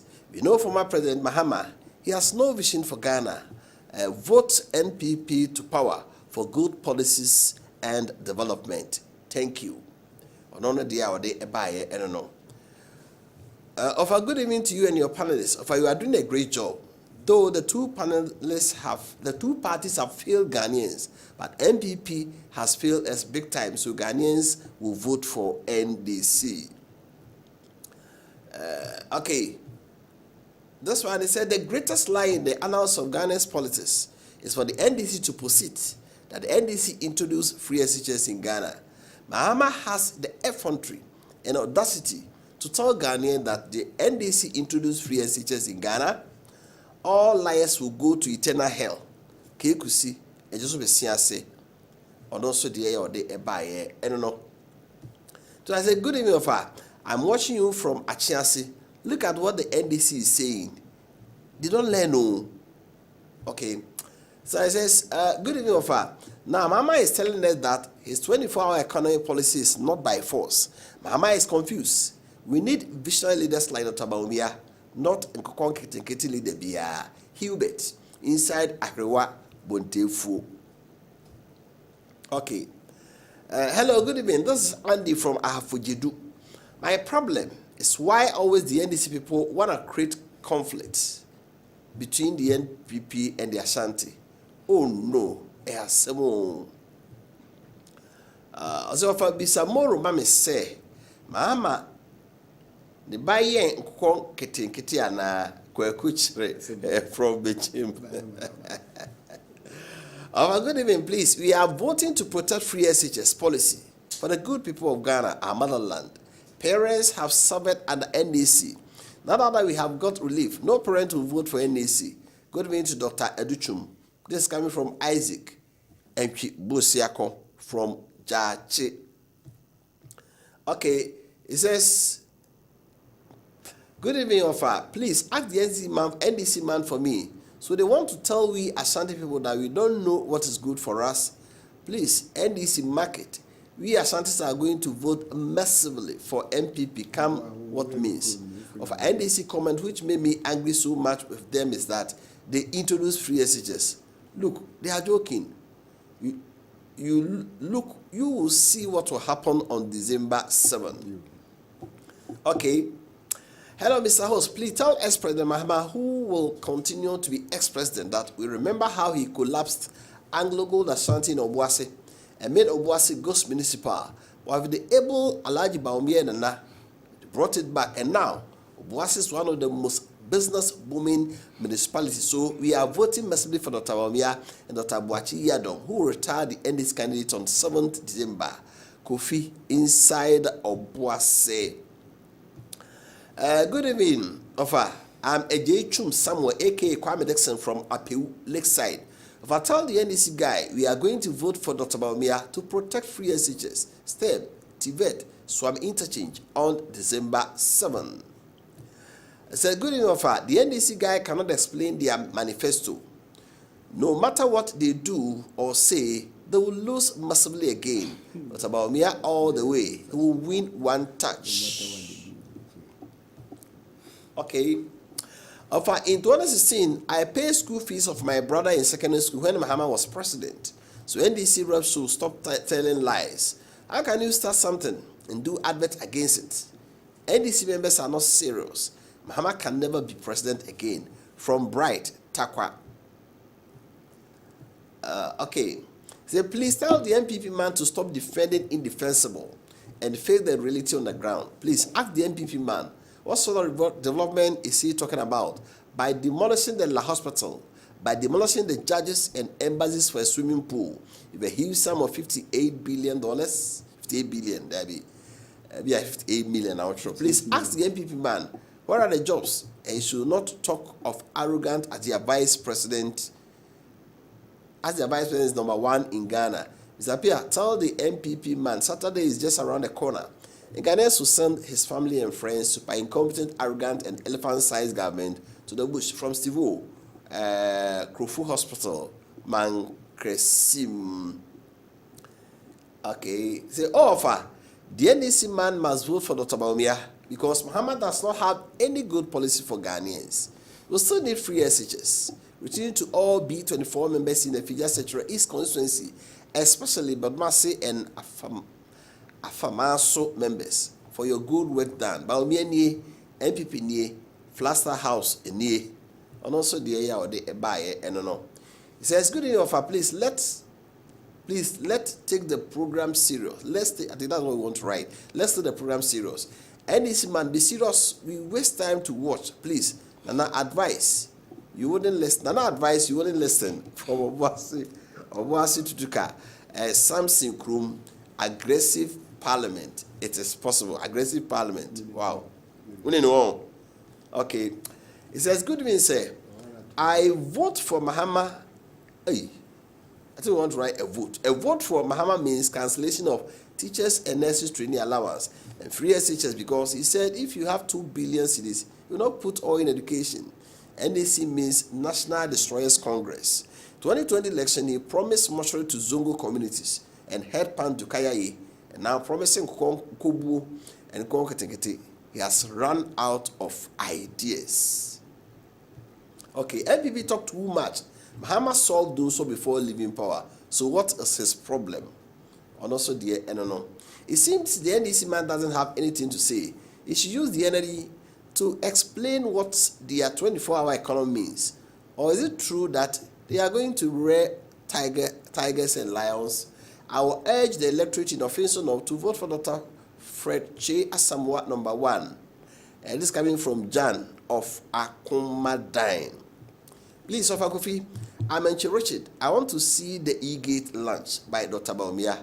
It's been lunch. Okay. Mr. Host, Asemasa, E-Gate failed Bawumia at airport. Hey, MPP never again. Mr. Host, Napo said Ashanti need only T-shirts. This coming from Dorcas. Afutofi. Okay. Also watch here, Dorcas. This coming from Egbazo Jomoro constituency. Greetings to Dorcas Afutofi. And that's what he wants to say. Kojo Usu from Wasa Achisri in the Memphis Central Western region. He says NDC communicators have made up their mind to insult the Asantis anytime, anywhere they have the opportunity to talk. How could you say the Asantis vote for MP because of common T-shirt instead of development? This is unfortunate. Okay. The NJ, well done from Isaac Jama in South. And also the good evening, Uncle Appiah. Good work done. We are voting for Dr. Bawumia, the man of vision, not Konketekete man, JDM, and the Poku of Pankrono Kodria. Okay, I just joined the conversation. Oh, and that's okay, true. Area Central Market. Let's all get involved for a resounding victory come December 7 for presidential and parliamentary elections. They are already planning and plotting against the country, even in opposition. Fellow Ghanaians, let's not make that mistake. Regards to Dr. Bawumia, Honorable Napo, and also Ediano. He says, good evening, Wofa. By the grace of the Almighty God, Sunday, December 8, this time DMB will be called president-elect, inshallah. Adams from Tamale. You know, the free buyer. I'm Abigail from Etimetim. I think the NDC guy doesn't know what he's saying. Bleeding is allowed concerning the T-shirts. It says, Wofa, Ghanaians don't say MPP doesn't do anything, but we vote on the price of goods and services because now things are hard. Okay. Said it is not only the Ashanti people who listen to the station. Meanwhile, I'm in Takwa listening to the station. They speak like only Kumasi people. They are speaking to know, not only Kumasi people. Okay. Okay. The NDC man is confused. Bawumia all the way. Good evening, Uncle. See, the people of Ghana must know that this is the last election time for Mahama and is planning to come and steal the Ghana's money. There's nothing for Ghanaians, so we should vote for DMB. For the next president of Ghana, the NDC man is talking rubbish. Oh, please, not rubbish. I think it's not good to use such language. Good evening. The NDC man lives is, oh, please. David. Bonsoir, Wofa. NDC is not an option for Ghana. Good luck, MPP. Opon Kojo, Grand Bassam, Côte d'Ivoire. Okay, Ntina Ochia me bonsoir. Okay, good evening. I'm Isaac Asiedu from Kumasi Bantama. I agree with you about the use of pen in our election. Bawumia all the way. Okay. Chief, Honorable Chief Soso, future MP from Wofa Kofi, good evening.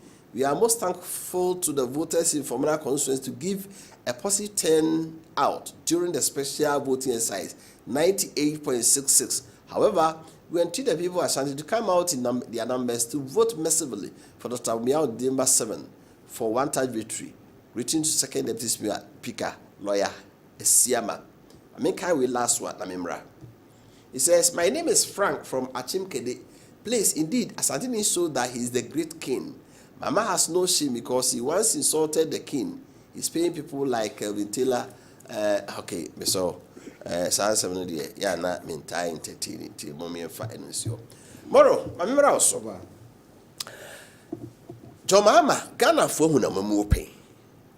Obedi, Vice President, Bra, or my parent after Samuel Metal Safred with the idea kakra. No said in fear nine. Na Ghana for Debbie. Impel or trying to. What's new? Bibi for Ben or day bar. We say Magana for so at the end of your tutuni, you know. It's a for back here. I mean, sure. Over. My menti we in free home. We Franklin Kuju. Imani. Nanu Disem. Was a Mahama introduced progressively free SHS. Akufo-Addo made it fully free, but it was poorly implemented. Dear Sam near Mahama. What's the idea? No, must start here, me.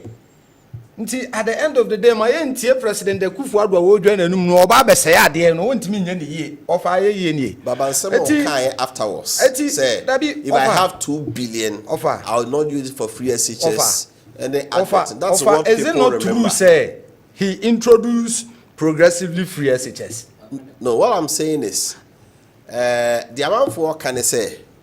That's some more can I say, if I have 2 billion, maybe I share free SHS. Offer. And I must say that amount for a Kaiser no de bia no offer e ka free SHS ho no de yes action speaks better than the words ana meboa waye ana wonye waye nti achinyie na wo ho na ne de campaign na to nsuo kwaje bae wantimi anka policy bia the MPP for no trade banko ai na Bahama na nkoko ye be koso abode wuro wo ho and of course Obi say bisabi say President Mahama ba oye nkoko nketengeti ana. Oh, Wofa. Na asemi ya obi say. Oh, me pacho. Oh, me pacho nya botre. Asemi ya obi say. Wofa. Sabe, womo a ewo ayi omemu ha say obi a na ye adwuma baako. Obi a na adwuma oye no kromu a.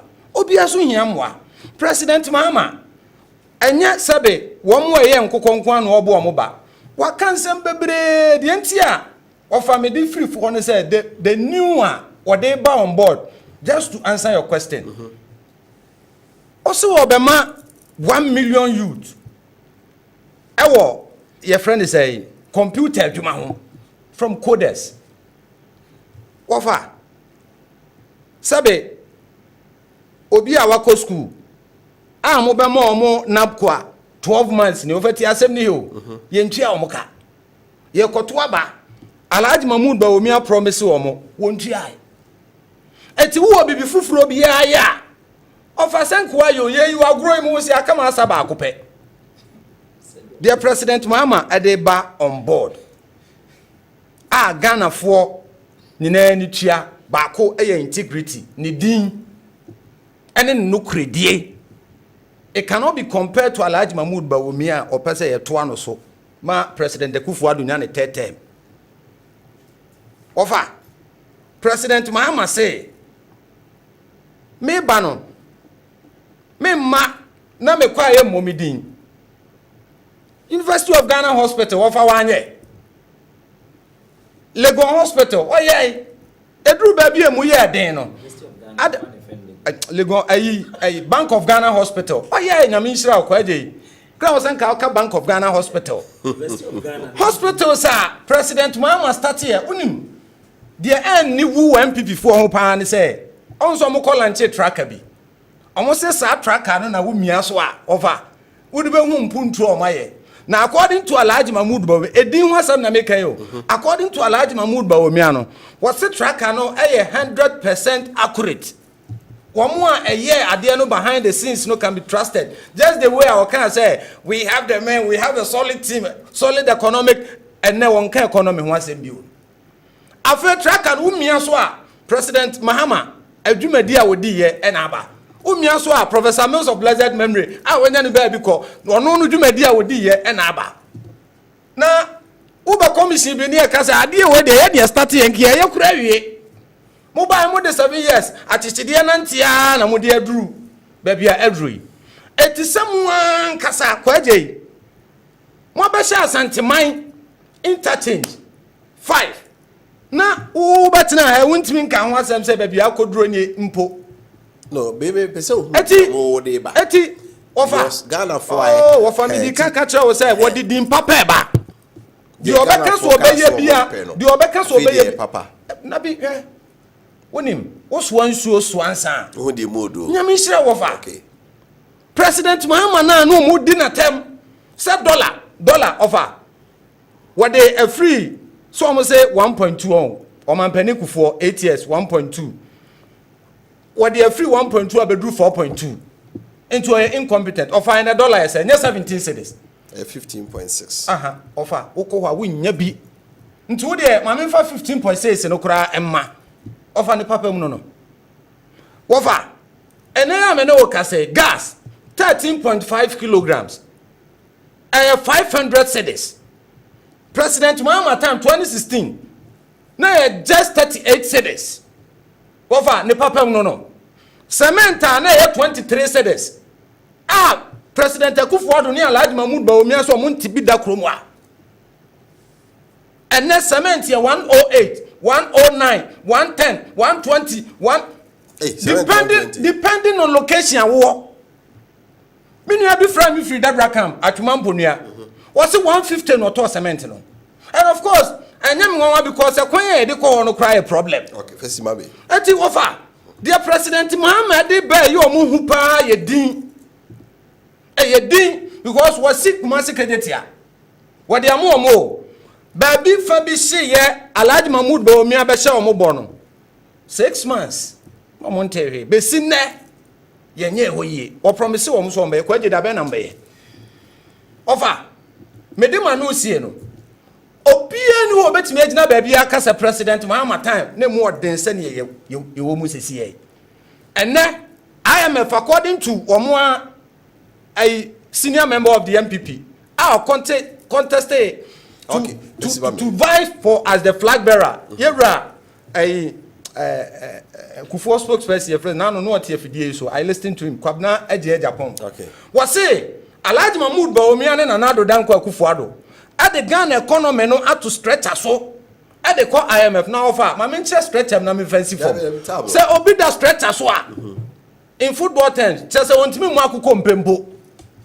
Ya tam no ne yede na to ade no so say yede yemfa no nkone yenkosa ne yare. That is our economy net. Okay. And the economy of President Mahama, it is going to stabilize near yedre. Na ya gina city no. Na ya make sure say over policies are yaboboso nyina, and of course if die so de mati bebre 24-hour economy. Want me more policy bia na na je no aya. I want to say what din say 24-hour economy. Want me that? Okay. Me that say. Nana. The NDC for e kan say mampenya be de chi. Alhaji Dr. Mahmoud Bawumia. Nana do e de ne buy. Say omeboa ma economy ni adwuma. Say won kan economy. On ka dollar ho asem bio. On ka inflation bio. Digitization no ye. Na si ane de mana e de na so baby fofora e sonko. Of a meda was say na me yi way free ho na me tinsi topic no so yem mama kan che menua moro enne enye da etwato ewo sa microfinance ne banks sensem no. This should be your first and last warning. The new patriotic party led by Nana Dankwa Akufo-Addo ni Bawumia omun collapse bank bia wo Ghana say. This should be your first and last warning. And koka baby evidence in a way. TME. Me say Nana Akufo-Addo ni Dr. Bawumia omun collapse bank bia wo Ghana hasen so mo betina akunya so. A throw way settles as course every ne nedui. So ta say. Also, o ka che say ye ka ye betumi de 9 billion aso o masen. And ye kofa 29 billion. Mamika samicho. Yen collapse bank. Nemum yen ne yaba yabama financial sector na yede ejina ne nan so because John Mahama no teso no ono na ye hyehan ma banks aye betu ni nyina na collapse ofa it is obekaya in the year 2016 Dr. Alhaji Mahmoud Bawumia eka kire Ghana nyina say yan hye Appiah to so wan hye na banks be 7B 9B e wo kroma yan hwe ne yan hye ne year banks ne be den e be collapse offer and a World Bank in the year 2015-2016 report and the beto so say John Mahama e wonu NDC no se bombe ye na makodia mo hwe na mo tiesie banks na banks ni engineer na say the financial sector na engineer ne nan so anya sa banks we be dwuregum offer ye ba ye no isan se na sa asem we da ho no ene make sure say ye be hwehwemu na sa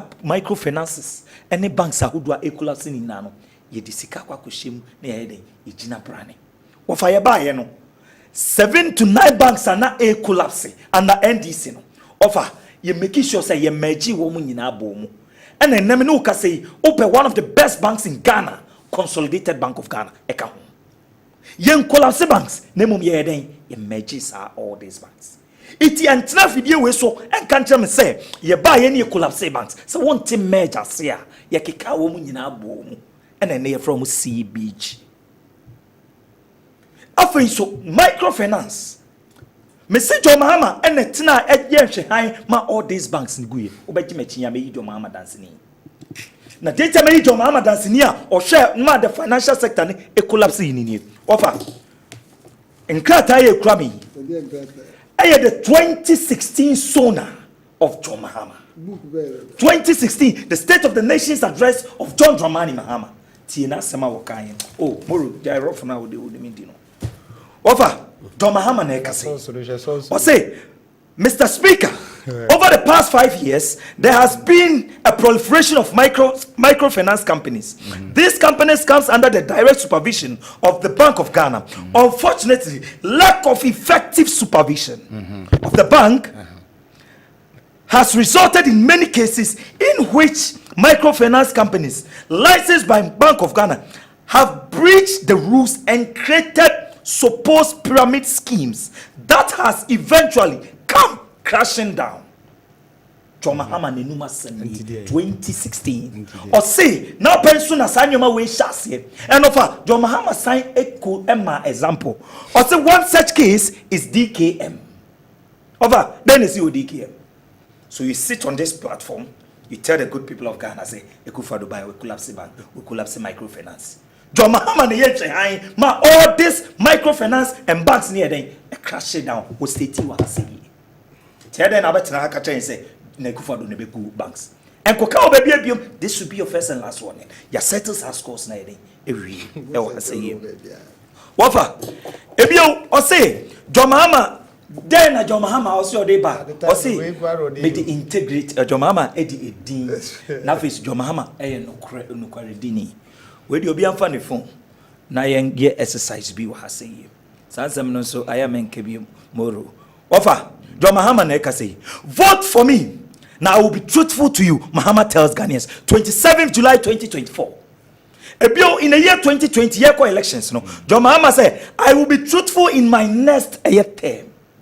To mean and say, Oba first one, oh, Morocco, Oba first one, Obedi, Obedi at Tron, and said the good people of Ghana. It is John Mahama now, so about the Dean Ebano. John Mahama International, Opian said John Mahama, Ope corrupt, mu corrupter, John Mahama International was say, oh, catch me some boy. I had done an Indian intermediate 5, and we about group. I had John Mahama. It is a Dean now, John Mahama de Badia, and a John Mahama Nidin yet they will yes and a Ghana. Offer yes, face you almost say Dr. Bawumia Adwenkyere from a year economy who going digitization. Offer Obi Biara Obeka Sano say Dr. Bawumia Adwenkyere from a year digital economy and all a year digitization. That person no or lack the understanding of the economy. We run over say. Only a crowd Beka Sasano. One tissan ye moves Nico. So to say, on tisani we are say economy no, it's if echo. Now movie say US, a year friends in UK, any other developed countries no uvi says a tetro yet semono and no more use in the digitization I am not surprised. So former President John Dramani Mahama ejina kro we me catch and say in crime for the omu here digitization the omu here na dokono na nche. I am not surprised. Hey, you better keep quiet. Won't is on my years there is no way. Keep quiet. President Mahama keep quiet. For the omu here digitization. After we came on, Ubeki came. Mr. Napoli, John Mahama. I had done in Crown Youth. So to say, in Crown Youth, as all keep quiet. Also, one come off people, baby, no tie. It is how do I know why none of the end of cray? Keep quiet. So to say, John Mahama, ever catch now say, in Crown 4, Ghana for here, a digitization. Nemom de hiane dokono ne nche nam. I am not surprised the boy sit na radio so ni TV so and na dokono boy edin o and na mo asem de jata ko pudon omo kasa ensem ni nyina. Apart from saying this he can mo asem ene aduane boy edin no den pa no mo de ba board wi. Dr. Baumia through digitization ye de chichire ewiase economy ni say yo. It will go port no. Enka ne nkrofo bi wo from Guru Boys. Goro boys no na ukwa yi unioma sika bebre nu ko mu botum iti na yenwan wase anajo mahama na obi so obi asa obi so koye adwuma we o support adentia enne sa kasa na yede etwem because Dr. Alhaji Mahmoud Baumia through the digitization agenda or the paperless system port ennem no ka say we yi sa Goro boys system ni nyina free ho enne sika yede chichire economy ne enye sika semwa. It is sikasem eba begu o man futuom ne de yesika ye de aye o man ni ya Dr. Baumia de paperless score port no and the sasika no enyunu nko amanfo botomo se sika ni nyina begu aban confess mo na ye de chichire o man no mo man ye de etumpon Ethiopia o kase Dr. Baumia de na free digitization first economy no de ko eye digitization no until the concept e wiase ne ye de eko senka what tiasia enka won make his statement no. It is Dr. Baumia, yes, or maybe president or a vice president. But as we speak, Dr. Baumia to me the necessity in bo eka nioma mako 33 hour year are benefited the entire nation. It is vice president in Pony. And to me the nioma 1 or to me the nioma 33 aba year on board. But the entire nation in some fanso. So would the 2 nation as president and then your baby ukruma. Obey Nyoma akese I'm the good people of Ghana. Okay. It is Dr. Baumia, Ofei. Emran people call you Dr. Baumia, and this is for some in your campaign. I has an omakai. And then this is for book today. Omo tem kuko, omo tem mo. Akukwa live akuko. Omo tem radin yangopo. Campaign na consumer to the extent says omo che eye key soup omo che semina edi dwale president edi dwale afenso nkokọ afenso emo it is a profo way enye nwanwa so mo the former president echi because former president no in my first school data book no John Mahama katre Ghana ni wiase nyina say ono John Mahama nankasa no untumi take decision ma no na o man ye worth over 32 million and John Mahama so be take decision says offer you are on point and it makes sense. That is a beautiful idea. This is a ballot spelled rejected ballot 170 be okay. Good enough. I am Bill Mike from Afuako. Please, from yesterday's special vote, I heard that someone used someone's identity to vote. Yes. I'm not sure of the district, but I think it's Ablikuma. If so, my question is, how can it be possible as we are all using biometric machine? Okay. John Mensah organized the NPP Cote d'Ivoire brand. Dr. Baumia win 2024 election because of good works for Ghanaians. So far, so good. So we will urge voters to be vigilant on the ballot paper to prevent rejected ballot. This is Peaceman from Woso, Ahafo, regional capital. Good evening, sir. The rejected ballot thing, I hope it is the duty of NCC to educate the people on that. But what are they doing? I'm Noel from Elembele. For the battle is between the two gentlemen from the north, and one who thinks about what you will get today, that's Mahama, and the one who thinks about the future generation, the digitization man, the man of vision, Dr. Baumia. Now, Ghanaians, the ball is in your court. Ola from Agora. Good evening. After the special voting, it is clear that we need a lot of education so far as elections in the country is concerned. Very educated security officer, journalists, and EC temporary workers, mostly teachers, taking pictures of their ballot and taking food before voting. Just imagine what will look like coming Saturday. We need a lot of education. AJ from Pando. Good evening, Wofa. I agree for what you are saying about rejected ballot. Prince, be quiet, draw me. Good evening. I think the political parties have a duty of educating their members on this subject. Amaso Kwame Ebuna Bese from Uti region. Say Ohina Fusu from Kumau. Everything is clear that Baumia is winning this election. Come see asphaltic road from Ejusu to Kumau. It is highly possible coming Saturday. Good evening, Wofa Kofi. This election, 2024, Mahama win 52% plus 1 vote. Ernest Towa from, this is Ernestina from Afuako, Jacobu Junction. I'm Samson from Ketu. In fact, Mahama has nothing to offer Ghanaians. He's coming purposely to loot our money. Baumia all the way, it is possible from Richard Boateng, Cote d'Ivoire. Please ask the MPP guy, when are they going to pay NAPCO release? Greetings from Berlin Heights, President Heights, Academy staff. Good evening, Wofa. I don't understand why rejected ballot who does no campaign will win the third force every election. You must do something about this as Ghanaians. Hi, Wofa, I'm the Mavis. What a brilliant idea in relation to the rejected ballot. I wish the submission came earlier. God continue to grant you such insights. Today is my birthday. Hey, party mo. Never birthday or happy birthday for my wife. I'm watching you live from Rekum. Mama Lou is my name. Mama, we are tired of your lies. Come and protect free SHS. Forest doctors. Forest Dr. Digita, you are welcome. I think the people deliberately spoil the ballot to register their displeasure. Ballot paper, no? Is that what you are saying? Okay, we know anything so possible. We have it my energy saying here. Right. In 1 minute. Samoro, 1 minute. Washington DC, America, paper. Wofa Medechero, Washington DC. Wofa. Minim so obeka na me dates be mam he date no. We are 2024 year. Economy most October 9, 2024 presidential vote. Wofa, se me kan kakra was Washington DC.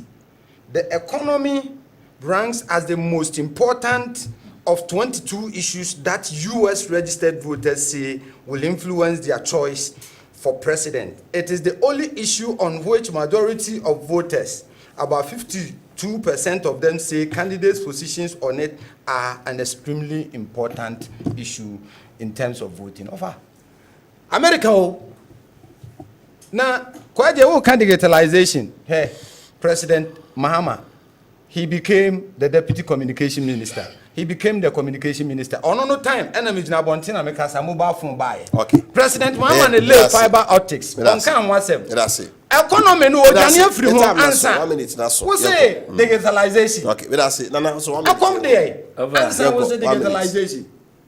Yesu kura Bible mo no. Bo sam ko jeje na mro wie e fast na. O se dai. O se free me so ko Satan. Ya bodo nko na nipa bedi e be ye dai. E be nya nkwa.